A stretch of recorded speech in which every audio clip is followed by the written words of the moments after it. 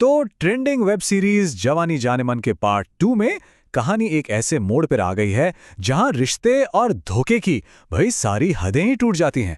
चलिए इस उलझी हुई कहानी को ना परत दर परत समझते हैं। ये कहानी है इच्छाओं की, धोखे की और कुछ ऐसे नतीजों की जो बिल्कुल हैरान कर देते हैं। तो इस कहानी के साथ साथ एक सवाल खुद से भी पूछते हैं कि आखिर ये हद पार करना होता क्या है। इस पूरी कहानी के सेंटर में है एक पत्नी सुमन और उसकी कुछ ऐसी अधूरी ख्वाहिशें हैं जो समझिए कि इस पूरे ड्रामे की जड़ बन जाती हैं। तो सुमन की जो शादीशुदा जिंदगी है ना, उसमें एक खालीपन है, एक बहुत गहरी खाई। उसका पति रमन उसे देता है 2 मिनट का प्यार, लेकिन सुमन को क्या चाहिए? उसे चाहिए 1 घंटे का प्यार।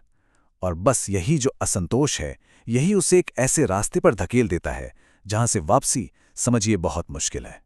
अब अपनी इन इच्छाओं को पूरा करने के लिए सुमन एक ऐसा सॉल्यूशन ढूंढती है, एक ऐसा समाधान जो समाज और परिवार की हर मर्यादा को तोड़ देता है।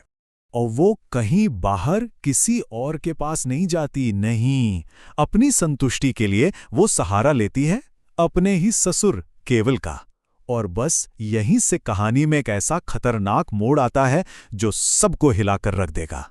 और देखिए, ये कमाल की बात है कि कैसे लोग अपने गलत कामों को सही ठहराने के लिए बहाने ढूंढ ही लेते हैं।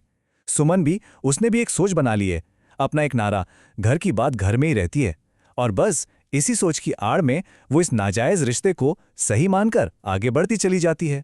इसके बाद शुरू होता है धोखे का एक ऐसा जाल जिसमें हर कदम पर जोखिम बढ़ता है और सस्पेंस और भी गहरा होता चला जाता है। अब देखिए कि कहानी में टेंशन की परतें कैसे जमती हैं। सबसे पहले रमन शहर छोड़ने का प्लान बनाता है। अब जाहिर है सुमन के लिए तो ये एक झटका है, लेकिन वो चालाकी से अपना अफेयर जारी रखने के लिए उसे रोक लेती है। पर कहते हैं ना, धोखा ज्यादा दिन छिपता नहीं। एक दिन रमन घर फोन करता है और उसे कुछ अजीब सी आवाजें सुनाई देती हैं। बस यहीं उसके मन में शक का पहला बीज पड़ जाता है। और जैसे ही शक का ये बीज पनपने लगता है ना, कहानी में एक नया किरदार एंट्री लेता है, घर की नौकरानी मालती। और यकीन मानिए, यही वो किरदार है जिसके हाथ में इस पूरे राज को खोलने की चाबी है। अब मालती की नजरें बहुत तेज हैं। सुमन और केवल का ये रिश्ता उसकी पारखी नजरों से छिप नहीं पाता और वो फैसला कर लेती है कि इस धोखे का पर्दाफाश तो वो रमन के सामने करके ही रहेगी। इसके लिए मालती एक बहुत ही सीधा लेकिन खतरनाक प्लान बनाती है। वो रमन को बताती है कि क्या करना है। स्टेप 1, घर से बाहर जाने का नाटक करो। स्टेप 2, चुपके से वापस आके अपने ही बिस्तर के नीचे छिप जाओ। और स्टेप 3, बस इंतजार करो और अपनी आंखों से उस सच्चाई को देखो जो तुम्हारे होश उड़ा देगी। और बस यहीं से कहानी अपने सबसे विस्फोटक मोड़ पर पहुंचती है। सच का सामना होता है और फिर सामने आता है एक पति का ऐसा बदला जिसकी किसी ने कल्पना तक नहीं की होगी। सोचिए, बिस्तर के नीचे छिपे हुए रमन की दुनिया एक पल में बिखर जाती है। जब वो अपनी पत्नी को अपने ही पिता के साथ देखता है तो बस उसके पैरों तले जमीन खिसक जाती है। और ठीक उसी टूटे हुए पल में मालती एक ऐसा ताना मारती है जो रमन के जख्मों पर नमक छिड़कने जैसा था। वो कहती है, तुम नामर्द हो, इसीलिए तुम्हारी बीवी ऐसे नंगे नाच करती है। ये शब्द सिर्फ एक ताना नहीं थे, नहीं, ये रमन की मर्दानगी पर सीधा हमला थे।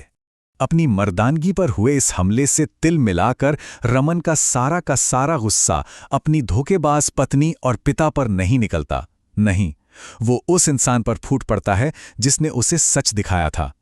वो गुस्से में अपना आपा खो बैठता है और मालती पर ही हिंसक हमला कर देता है।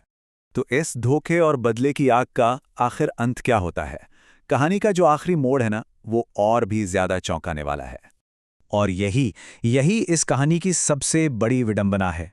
इसका अंत पति पत्नी के टकराव से या धोखे के अंजाम से नहीं होता, बल्कि इसका अंत होता है उस इंसान पर हुए हमले से जिसकी गलती सिर्फ इतनी थी कि उसने सच सामने लाने की हिम्मत की। तो आखिर में ये कहानी हमें एक सवाल के साथ छोड़ जाती है। धोखे और विश्वासघात की इस लहर में जहां हर कोई किसी ना किसी को धोखा दे रहा है, क्या सच में कोई जीता है या फिर सब के सब बस हार जाते हैं?